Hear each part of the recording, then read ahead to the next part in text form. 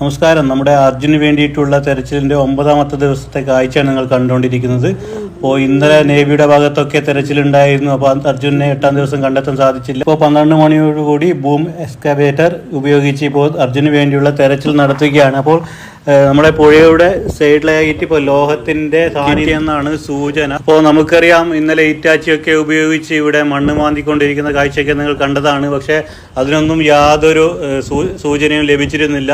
നേവിയുടെ ഭാഗത്തായിട്ട് തിരച്ചിൽ രാവിലെ മുതൽ തിരച്ചിൽ നടത്തിക്കൊണ്ടിരിക്കുകയാണ്. അവർ മെറ്റൽ ഡിറ്റക്ടറൊക്കെ ഉപയോഗിച്ചുകൊണ്ട് ആ മൺകുനയൊക്കെ മുകളിലൊക്കെ കയറിയിരുന്ന് നേരത്തെ സെർച്ച് ചെയ്തതാണ്. എന്നിരുന്നാലും അത് യാതൊരു സാന്നിധ്യവും കണ്ടെത്താൻ സാധിച്ചിട്ടില്ല. നമുക്കറിയാം, ഇപ്പോൾ അർജുനെ കാണാതായിട്ട് ഏകദേശം 9ാമത്തെ ദിവസമാണ് ഇപ്പോൾ സെർച്ച് നടത്തിക്കൊണ്ടിരിക്കുന്നത്. അതിൻ്റെ ഭാഗമായിട്ടാണ് ഇപ്പോൾ ഇവിടെ എക്സ്കവേറ്റർ ഉപയോഗിച്ച് നടത്തിയ തിരച്ചിലിനിടയിൽ മെറ്റൽ സാന്നിധ്യം കണ്ടെത്തിയതായി സൂചന. അപ്പോൾ നമുക്കറിയാം, വലിയ മണ്ണിടിച്ചിലാണ് ഈ ഭാഗത്തായിട്ട് ഉണ്ടത്. മണ്ണിടിച്ചിലിൻ്റെ ആഘാതത്തിൽ ഇപ്പോൾ ഏകദേശം 8 പേരുടെ മൃതദേഹമാണ് നമുക്ക് ഇന്നലെ വരെ കണ്ടെത്തിയത്. നമുക്കറിയാം, പുഴയുടെ ഇപ്പുറത്തെ ഭാഗത്തായിട്ട് ഒരു സ്ത്രീയുടെ മൃതദേഹം ഇന്നലെ കിട്ടിയിരുന്നു. അപ്പോൾ ഉച്ചയ്ക്ക് 12 മണിക്ക് സംസ്കരിക്കുന്ന കാഴ്ചയൊക്കെ നിങ്ങൾ കണ്ടതാണ്.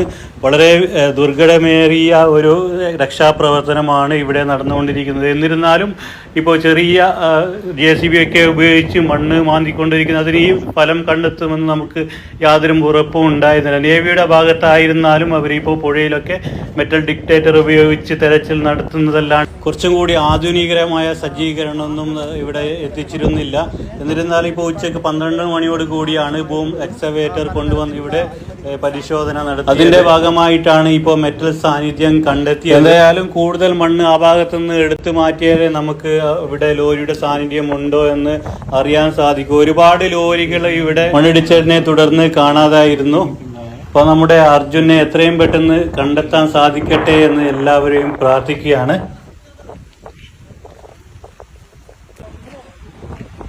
പുഴയ്ക്ക് കുറുകെയായിരുന്നു ആ ഭാഗത്തൊക്കെയാണ് പോയിക്കൊണ്ടിരിക്കുന്നത്. അവിടെ ഒരു പോസ്റ്റ് കടപുഴകി വീണ കാഴ്ച നിങ്ങൾ കാണാൻ സാധിക്കും.